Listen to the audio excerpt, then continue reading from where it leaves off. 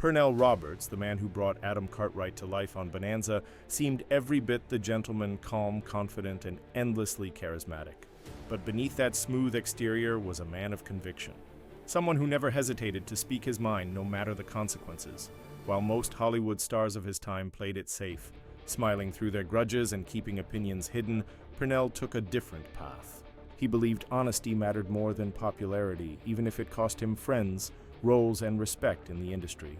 At countless Hollywood gatherings, he made it clear there were certain people he simply couldn't stand, actors whose arrogance, hypocrisy, or lack of integrity clashed with his deeply held values. And today we're diving into the 5 names that topped that secret list, along with the shocking stories behind each feud. Once you hear them, you'll never see these stars the same way again. But before we begin, if you admire Pernell Roberts or have a soft spot for classic Western legends, make sure to subscribe to our channel because the truth behind Hollywood's golden era is far more fascinating than the fiction it sold. Pernell Elvin Roberts Jr. was born on May 18, 1928 in the small town of Waycross, Georgia, a quiet corner of the Deep South where life during the Great Depression was anything but easy. He was the only child of Pernell Roberts Sr., a hard-working sales manager for Dr. Pepper and Minnie Myrtle Morgan Roberts, a devoted mother who nurtured his early curiosity and creativity. Even as a boy, Pernell stood out.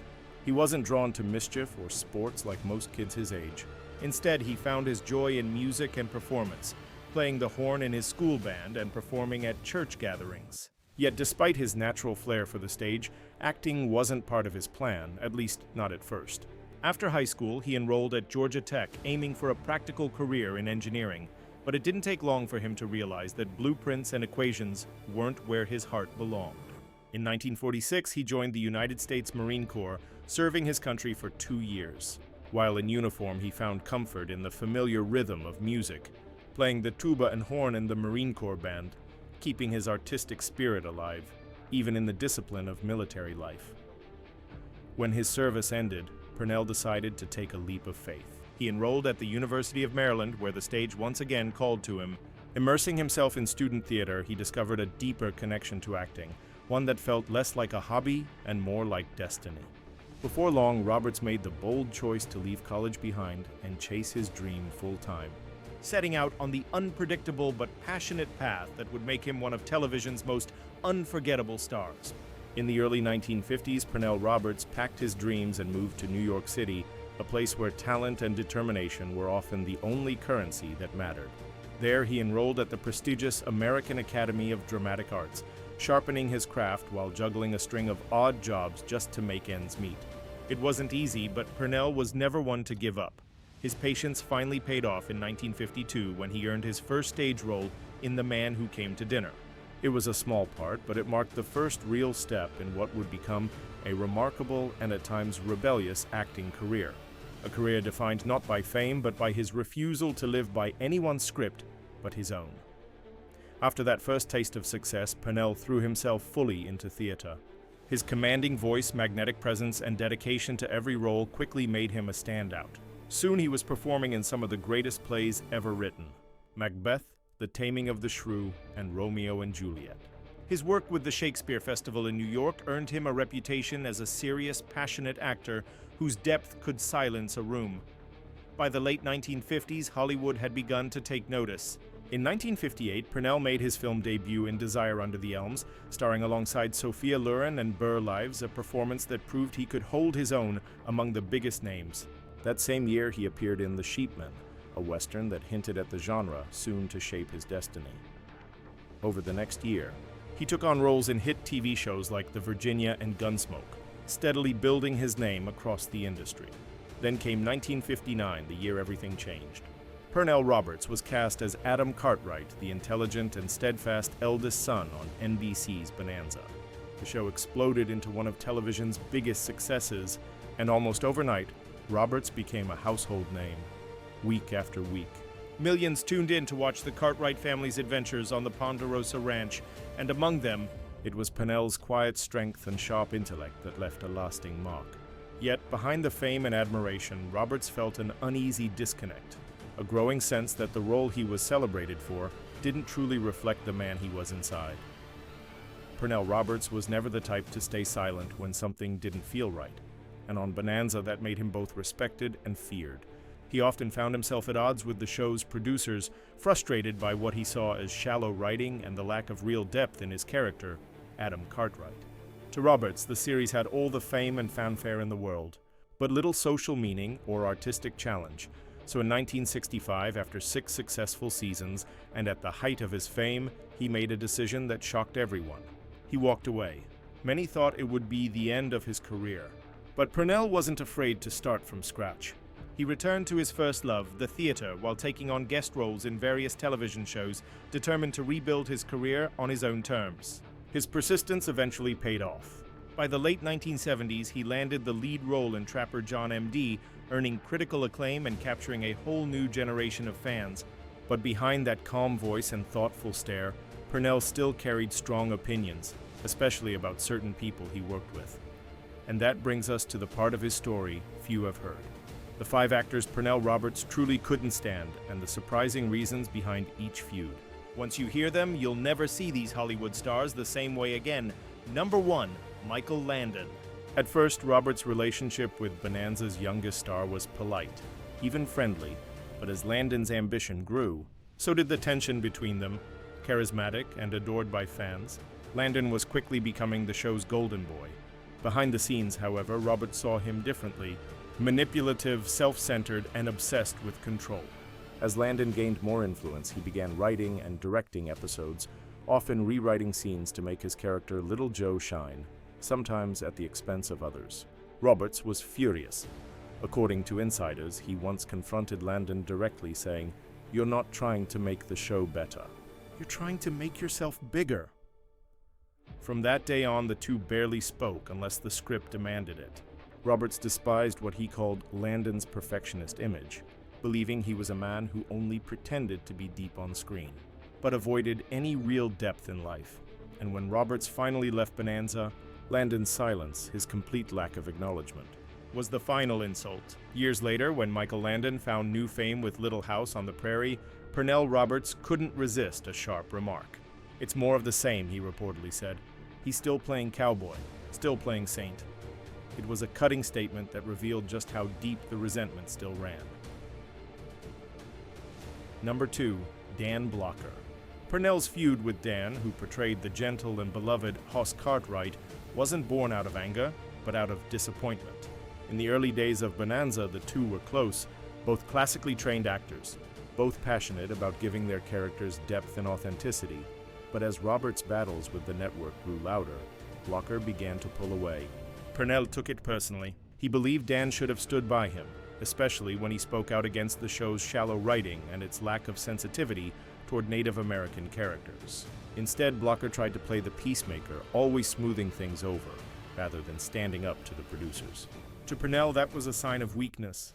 In one bitter moment, he told a reporter, "Dan had the heart, but not the spine. He chose comfort over conscience." The tension reached its peak one day when Roberts walked off the set mid-scene, furious over what he called a degrading script.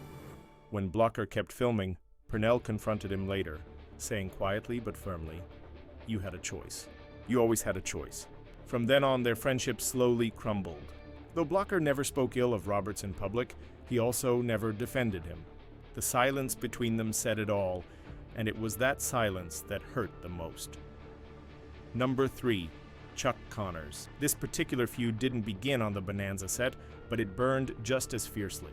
Connors, the star of The Rifleman, crossed paths with Roberts at a charity event celebrating Western television legends.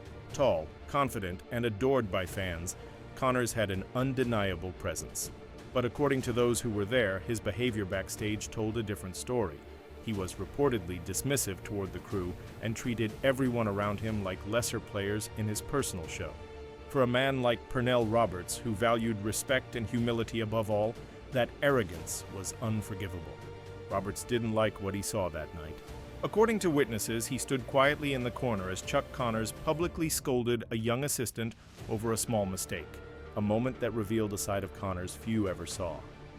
When the two met backstage, Roberts didn't. "Hold back," words flew fast.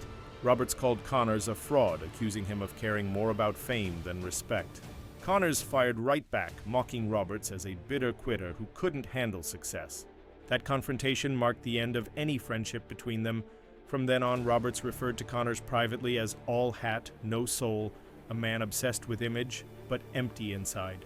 To Roberts, Connors embodied everything wrong with Hollywood. Charm on camera, cruelty off it. Number 4, Lorne Greene.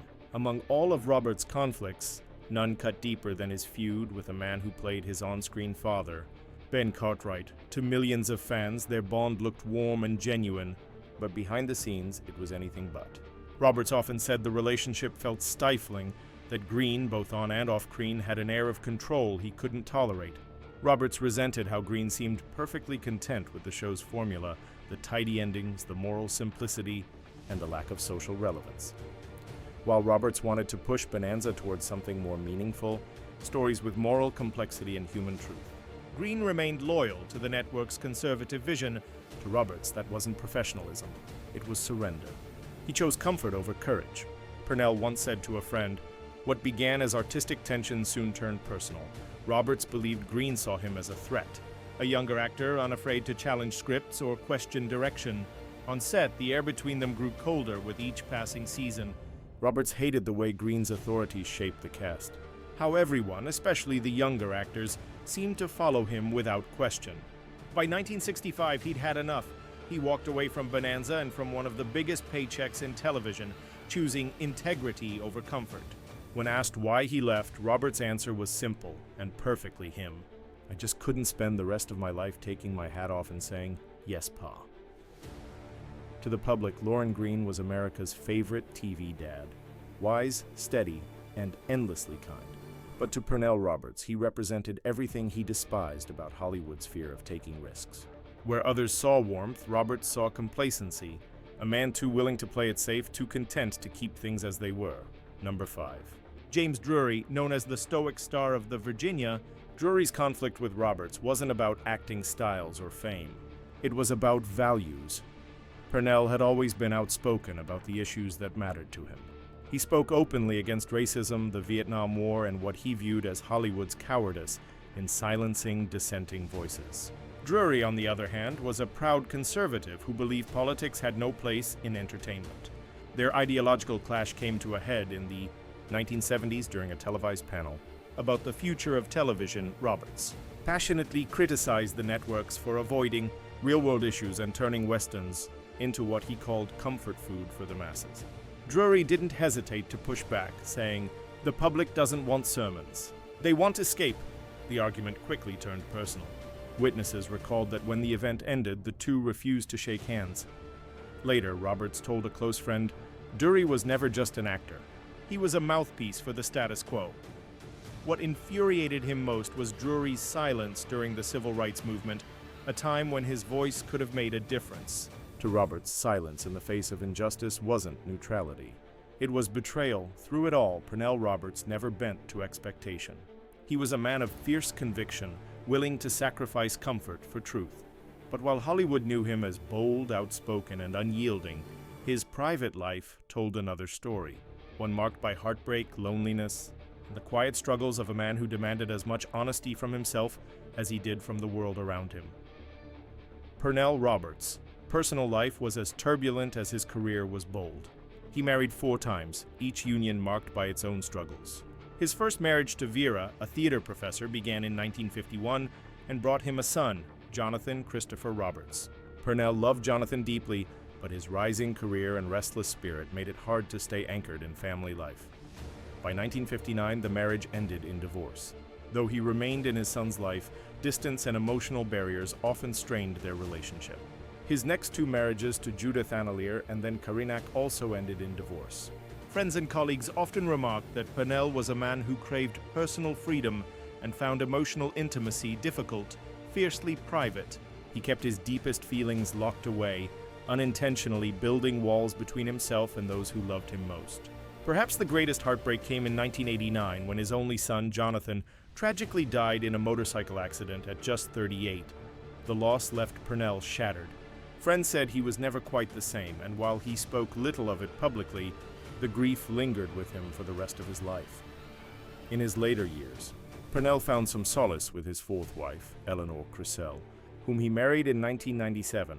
They stayed together until his passing, offering him companionship and peace.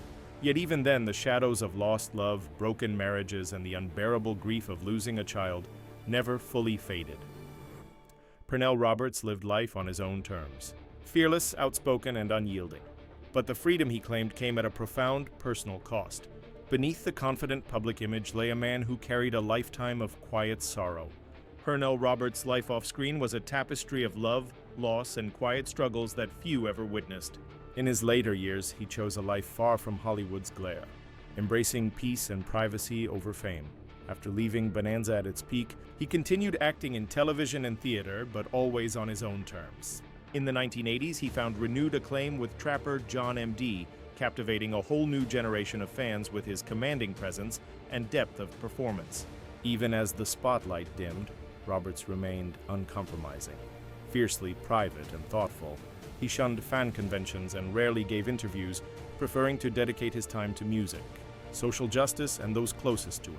Behind the calm exterior, he faced a silent battle with cancer. On January 24, 2010, Pernell Roberts passed away at his Malibu home at the age of 81 from pancreatic cancer, a disease he confronted with courage and quiet dignity. His passing marked the end of an era, leaving him as the last surviving member of Bonanza's original cast.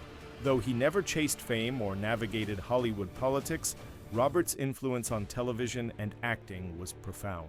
He was a pioneer who walked away from a hit show when it failed to meet his artistic and moral standards. Long before it was fashionable, he spoke out on social and racial issues, demanding meaningful and honest roles not just for himself, but for all performers. Fans remember him not only as the strong, silent Adam Cartwright, but as a man of conviction and integrity. His legacy lies not just in the characters he brought to life, but in the stands he took, the risks he dared to take, and the lessons he left behind. That sometimes the bravest act is simply to walk away. Pernell Roberts may have passed, but his voice, both on-screen and off, continues to resonate with those who admired his talent and respected his unwavering principles. At his death, he left behind more than memories, an estimated fortune of $10 million. For most, Pernell Roberts' career would have seemed the ultimate triumph. A lifetime of effort in Hollywood rewarded with fame and fortune. But for Pernell, none of that ever truly mattered. Money held little appeal. Fame never thrilled him, even at the height of Bonanza, when he earned nearly $10,000 per episode and became one of the highest-paid actors of the 1960s. He felt a quiet restlessness, an unshakable longing for something more meaningful. While the world admired his polished performances and the glamour of television stardom, Pernell wrestled with the industry's compromises behind the scenes. He loathed how art was reduced to a product, how emotion and authenticity were repackaged for mass consumption. He didn't want to be a celebrity. He wanted to live with purpose. For a time, he played the part. He wore the costume, hit his marks, and accepted the applause. Yet his conscience never allowed him to settle. His principles ran far deeper than the scripts handed to him.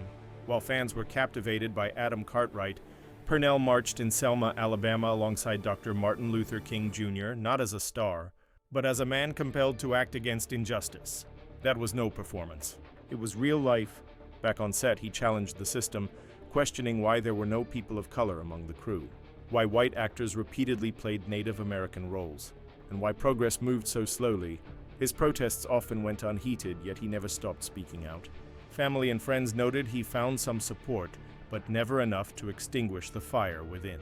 Pernell Roberts could have stayed, built an empire, base in luxury, and coasted on fame. But he chose integrity over applause. He walked away not out of pride, but from an unyielding desire for authenticity and purpose.